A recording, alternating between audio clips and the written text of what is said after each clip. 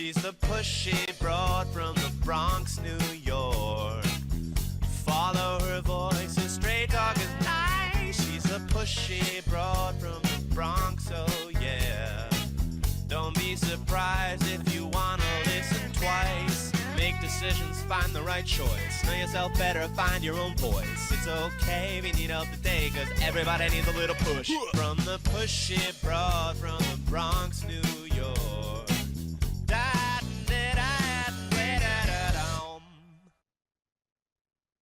Welcome, Transformation Talk Network listeners. My name is Ellen Stewart, and I am the Pushy Broad from the Bronx.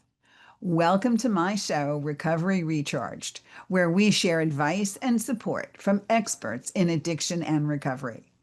Today is a straight talk episode where I will talk to you as a cheerleader and a drill sergeant about a topic that all of you want me to answer questions about. And today's topic specifically is something that I know a lot of people have come to me with questions. This is about recovery after 50 years old. People think all the time, I am 50 or I'm over 50, I'm 60, I'm 70, it's too late for me, I can't do it anymore. It's a done deal. My life is over. I can't start over. All that stuff that I hear all the time. So I'm going to take the top questions from you guys and gals over 50 that go into your 60s or 70s and answer them today as only the Pushy Broad can.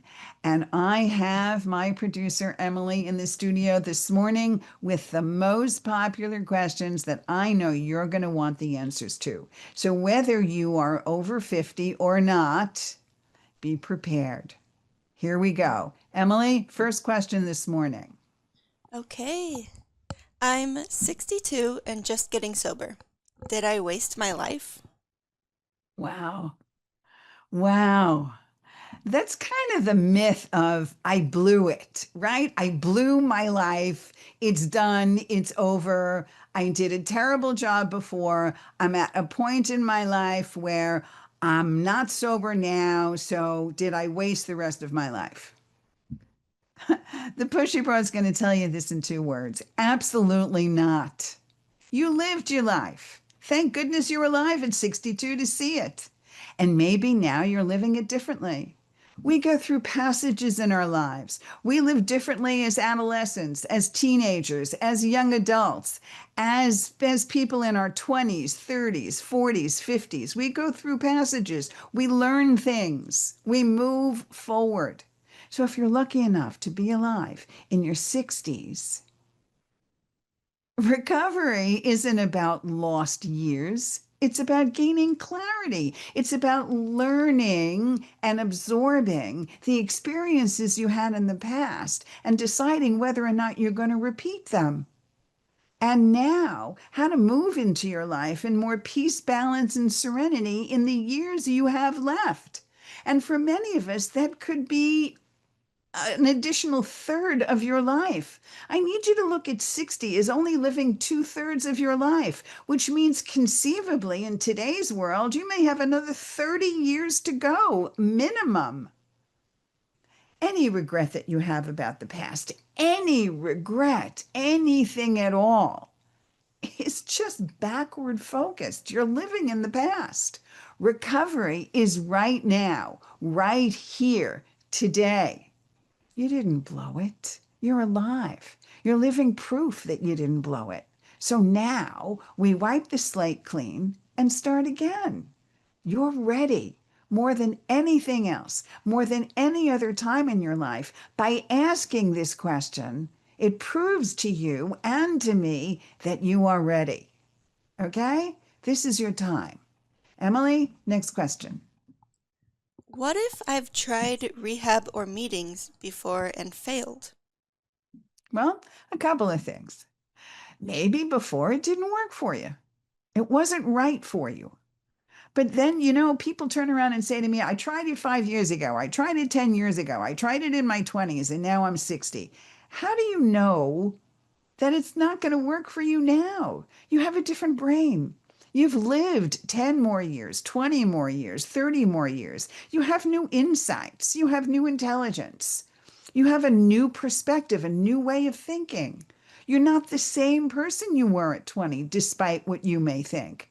You're not the same person, not physically, mentally, or spiritually. You have too much information now. You've evolved. And evolving means that you have more information. So, whatever didn't work for you before is just information, not failure. You are not a failure. Some of the stuff that you may have done may have not helped you and may have failed you along the way, but it doesn't make you a failure. And it doesn't make you stuck in your ways so that you use past experiences to qualify present actions. You learn again. And as long as you are breathing, there's still a path that can work for you. You're stronger and wiser than your last try. As long as we're alive, there's hope. And as long as you're alive, you never give up to finding new ways. There's new science out there. There's new ways to approach things. There are new rehab techniques, new treatment arenas. There's new medication. All kinds of things are new. So don't stay stuck in the past. Not only past experiences, but the knowledge in the past. I need you to be current. I need you to start reading and growing. I need you to go to Pushy Broad from the Bronx and have a consultation with me so you can begin to learn the new things that are out there. Don't be a curmudgeon. Get out there. Be curious again. Be hopeful again. You're stronger and wiser than you think. Emily, next question. How do I start again when I feel embarrassed about relapsing at my age? Yeah. Wow. When I hear that, I feel such a mixture of empathy and rage. Okay. The drill sergeant in me lives by one particular principle. What other people think of me is none of my business. Okay. Shame keeps you stuck. Courage sets you free. We are all capable of forgiving ourselves, and we are all knowing and all realistic about the fact that our actions allow other people to forgive us. We are not condemned to be one way. Everything changes. Anybody in recovery will tell you that change is good. If I didn't change, I would be dead. There is no way that I could have sustained 40 years of recovery. If I did not change, the Pushy Broad wouldn't be here in front of you. Let's embrace change. Stop staying in the sedentary shame of, I'm embarrassed, I'm shameful. Okay? Walking back into recovery spaces at 55 or 70, yes, it does take guts, but that's something to be proud of, not ashamed of. Besides the fact that no matter what, the one thing that is constant about a 12-step recovery room or any recovery room whatsoever, whether it's straight talk or a harm reduction situation or any kind of recovery that you're going to pursue, is that everybody's welcoming. Nobody judges or measures your recovery. Nobody cares where you came from. Nobody cares what you did before, and nobody cares about what's happened in your past. Everybody's there for the same reason, and that's to learn and get well. So be a little bit more courageous. Stop worrying about embarrassment. Embarrassment means that you are reflecting other people's opinions of you.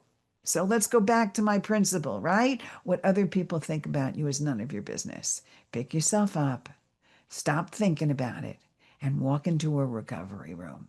Or call the Pushy Broad, pushybroadfromthebronx.com. Either way, you'll be here without judgment. Emily, next question. I look at the years behind me and feel like time is running out. I've heard some very wise things because I could do the same thing. I can say, oh my God, my life is over. Time is never the enemy. Never. It's not about time. It's about fear. For some reason, as we get older, we get more afraid. I don't want to go anywhere. I don't want to do anything. I'm afraid to fly. I'm afraid to go on an elevator. I'm afraid to take a chance. I'm afraid to walk into a crowded room. I'm afraid to get dressed up. I'm afraid to go to a concert. I'm afraid to go into the city. I don't know. You can pick a million things to be afraid of. Or you could decide that your life is far from over, that you've still got time to laugh and to heal and to forgive and to love. Okay? Remember these words. Stop. Don't count your years. Make your years count. Emily, next question. How can I shake the feeling that my best days are gone? Well, there's a myth we buy into when we compare ourselves to who we used to be. Remember that old adage, your best days are gone, right? Your best days are behind you. The Pushy Broad would say, that is so much baloney. It's unbelievable. I am constantly reinventing myself to better days. I reinvented myself at 40, at 50, and even at 60, doing new things that I had never done before, going back and being curious. Remember that time? There is so much in this world to look at, to see. You don't have to walk to a library if you don't want to pick up the books and find what you need. You can let your fingers do the walking and find anything you want that's reputable and true on some of the best university websites in the country. You can find reputable information at your fingertips to help you in every way possible, to strengthen your mind, body, and spirit in a healthy way, to help you be calmer, kinder, smarter. Now that's real strength. Self-development is only a few fingers away. That never happened to us before. Not those of us that had to actively go seek out information that's so readily available today. What a miracle that is. I need you to think that your best days are ahead of you, and that starts with today. Every single day that you get up, I want you to start affirming that today is going to be the best day yet. And I am going to be in tune with my mind, body, and spirit in the best way possible. Talking to ourselves in a positive way really helps. I have clients that turn around and tell me, I know I'm not going to have a good day today, or I'm worried about what's going to happen tomorrow. And I tell them the same thing. We have a choice as to what we think. The thing we have control over are the thoughts that are coming into our heads about the outcome of things. I always talk in terms of not lamenting or regretting the past, and in the same token, not predicting a future that hasn't come yet. You have no idea what the outcome is as much as you think you do. So predict a positive outcome. Predict that you will handle things. Predict that life is going in your favor. Predict that you are healthy, happy, and strong going forward and can handle whatever comes your way. You are the master of your thoughts. Start there on a daily basis. Emily, next question. I've damaged my health with addiction. Is it too late to heal? I know a lot of my clients have suffered a great deal physically from what they have done to their bodies in the past. So you can't undone what you've done, but you can support the body that you have. And in some instances, you may be able to undo. You have to go seek medical advice. Seek doctors that understand addiction. Seek the new treatments. Talk to rehab clinicians. Find out what's working today. Go for yearly checkups. Don't ignore your blood work. Don't ignore the doctors that can really help you. I know lots of people are fearful of doing this, but we can't sit all rolled up in a corner and say, I don't want to know, I don't want to see, I don't want to be a part of. It is so much better when we know what's going on, and more importantly, when we understand that there are new ways out there to help us. If you don't explore, how will you know? We are just stuck in the past with our old ideas and our old way of thinking. The healing process happens in motion. It's not stagnant. It doesn't just happen all by itself. Let's work towards it. Go forward in small ways. Take a big step. Make one new healthy choice daily. Maybe this morning you're going to get up a half hour earlier. Maybe this morning you're going to take a 10-minute walk. Maybe you're going to make an appointment for a doctor that you've been putting off. Maybe you're going to go get that blood work. Maybe you're going to decide that you're not going to drink during the day. You're going to drink at 5 o'clock in the afternoon. Or maybe you're going to decide as the day goes on that you can stay abstinent today. Or maybe today you're going to decide that you want to go to a meeting. Stop thinking down the road. Think in a mindfulness capacity. What I'm doing now, here, today. Wherever my feet are, that's where my brain has to be. What can I do today to help my health? What can I do today to help my mind, body, and spirit? Tomorrow, I'll worry about tomorrow. One day at a time. Words to live by.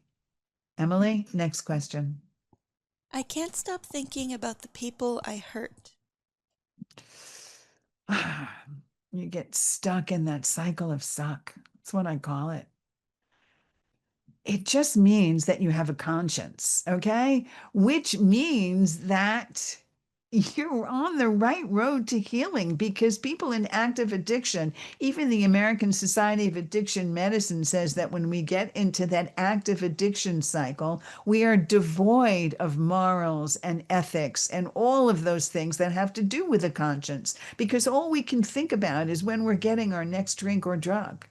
But when you start to think that you have a conscience, and when you start to think that you've begun to hurt people, instead of drowning in guilt, you can think about living amends. Maybe you can't make amends to the people that you hurt, and maybe you don't want to, or maybe that's not right for you. And I'm not necessarily suggesting that you physically tell somebody that you're sorry for what you did. You can do that. Whatever you want, it's up to you. But by living a new way, by being the person that you want to be, I call it walking in the light, by living the amends, you show up differently now. You become a different person. And believe me, the Pushy Broad knows exactly what that means. You're present, you're reliable, you're honest and kind. And you do things that you would consider strength of character. That's how the repair begins. That's how you stop thinking about the people that you hurt and become the person that you would be proud to know. Emily, next question. My memory isn't great. I forget things from the past, even big events. That's a common problem. There really is. And there are so many commercials on TV that talk about brain fog and I don't remember things anymore and all of those things. And if those things are happening to you, then I want you to certainly seek medical help and see what's happening for your particular situation and see if there is something that you can do with medical professionals to strengthen that area of your life. But whatever it is, it's okay. The brain heals over time. And instead of forcing yourself to recall the past, continue to focus on today's awareness. What am I doing today? And if that means you want to make notes and you want to make a schedule and you want to write things down or you want to text things to yourself or you want to live in the moment, remember this. Recovery isn't about remembering. It's about becoming. Very powerful words. Live in those words. Emily, next question. How do I know if I'm being compassionate with myself or just feeling sorry? I hear that a lot. Okay, so ask yourself some questions, right? If you're feeling sorry for yourself, then the questions you're asking yourself or the stuff that's going on in your head is a combination of why me? Why me? Why is this all happening to me? Why is the world against me? Why are people out to get me? Why are the experiences all working negatively? The world hates me. Blah, blah, blah, blah, blah, blah, blah. That's your pity pot. That's self-pity. That is just feeling sorry for yourself. But if you're compassionate, you're saying, well, I got hurt, but I'm still worth healing. I still understand what I need to do. I still can be a better person because of it. I am not going to drown under this because of this. I'm going to bring myself back to a steady feeling of peace, balance, and serenity. I'm going to remember that some days are 5-star days and some days are 1-star days. But it's my mission to come back to a 3-star day. My mission is to be happy with myself and learn from my mistakes, right? We're entitled to make lots of mistakes. We're entitled. We're supposed to. We're human. We make a lot of mistakes. The trick is not to make the same mistakes over and over and over again. I need you to make new mistakes. Every single day, make new mistakes. Because this way we're learning every single day that we are human and that we grow. Emily, next question. What's one easy wellness shift that can actually help? Lots of different things. Small things, not big things. Try to get a half hour more sleep. Try to go to sleep a half hour earlier. Try a 10 to 15-minute walk a day or stand in place next time that you're watching TV. Stand up and watch it rather than sit down. Or schedule a checkup, right? You need a checkup with a doctor for some reason, go do that. Go to the dentist, go to the eye doctor, do the stuff you wouldn't normally do. Just for a week. Tell yourself that for 1 week, you're going to be the person you keep telling yourself you want to be. When you wake up in the morning, you say, this is what I'm going to do. Here's my routine. This is what I'm going to keep to, not forever, just for the day. And I'm going to do this for 7 days. And then you build momentum, right? A journey is made up of 1,000 steps. Tiny steps equal real momentum. Maybe you're going to call Pushy Broad from the Bronx by going to pushybroadfromthebronx.com and scheduling that free consultation to kickstart your life. I'm here for you. Okay? Emily, next question. The kids are grown, my job's fading. What's left? Oh my God. What's left? I'll tell you what's left. You're left. You. Yes, all of you. And that's kind of the best part.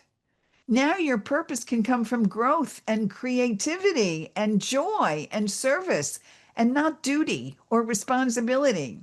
You don't have to answer to anybody. You don't have to make sure somebody is getting their breakfast in the morning or on the way to school in the morning or the bills are paid for them. All you have to do is worry about you.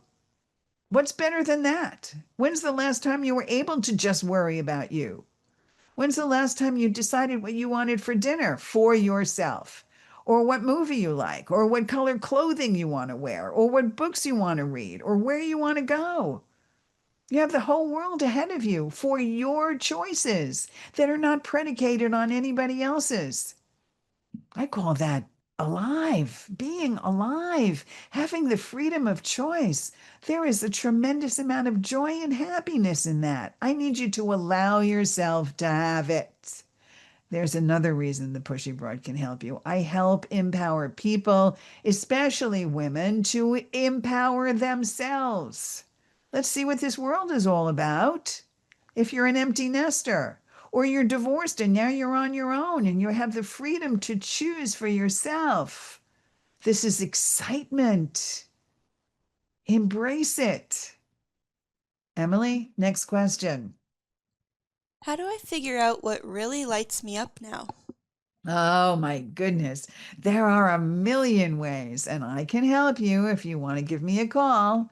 There are so many ways. You can make an inventory list. You can talk about strengths and joys. You can just walk around, observe life, and say to yourself, hey, I kind of like this, or I don't like this, or you can try new foods. You can pick up a new book. You can listen to a new podcast.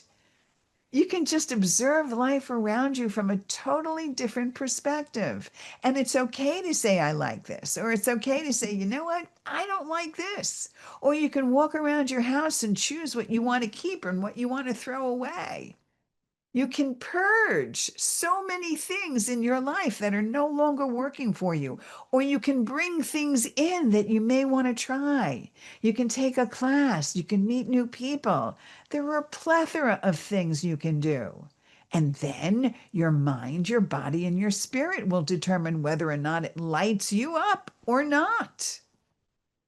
Okay, we have time for just maybe one, maybe two more. Emily, what you got? What have you got? I don't even know how to dream anymore. Okay, simple, very simple and small. Take one joy experiment a week.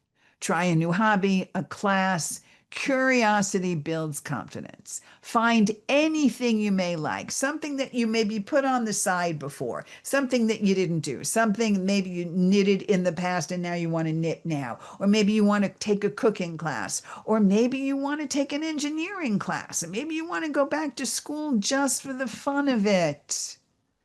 Okay? That is all up to you.